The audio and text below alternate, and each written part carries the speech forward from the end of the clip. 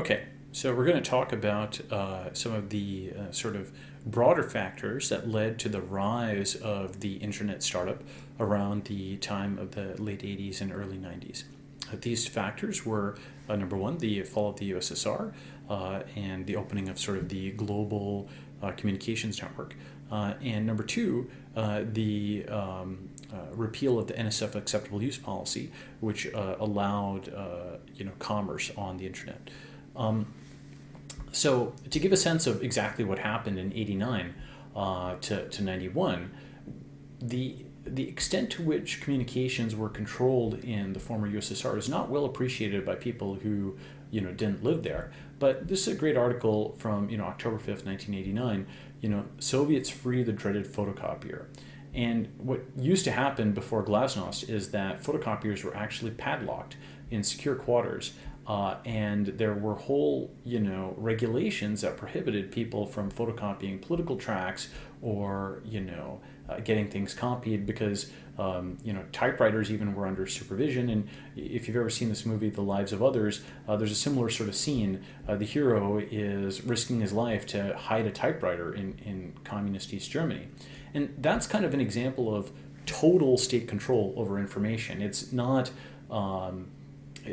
something that people realize unless they lived there or had friends who lived under that time.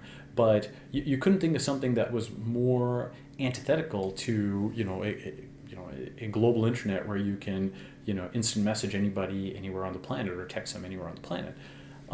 So going from this, where photocopiers were padlocked and typewriters were contraband, to just a few years later, where you could email anyone from internet cafes, was this absolutely radical shift.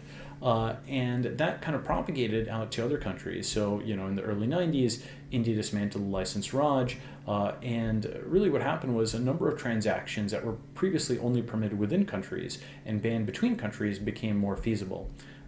You can kind of think of this in terms of a sort of globalization coefficient. A very crude model is something where if you had the Eastern Bloc only able to communicate with itself, and China only with itself, India with itself, and Japan, Western Europe, and the U.S. and the rest of the world only with itself, your proportion of communications is only maybe 38% of all possible pairwise. It's a very crude estimate, but you can get a very crude sense of how many new transactions became legal once these markets opened up and people were able to now communicate between themselves. And so, this is great. This is this theoretical legality. At least you wouldn't be thrown in jail for owning a photocopier or a typewriter, let alone a cell phone that can communicate with anyone anywhere on the planet. You're no longer thrown in jail for that, but, how are you actually going to do it? That cell phone hasn't yet been invented. So let's pause there, and then next we'll talk about the NSFAUP repeal.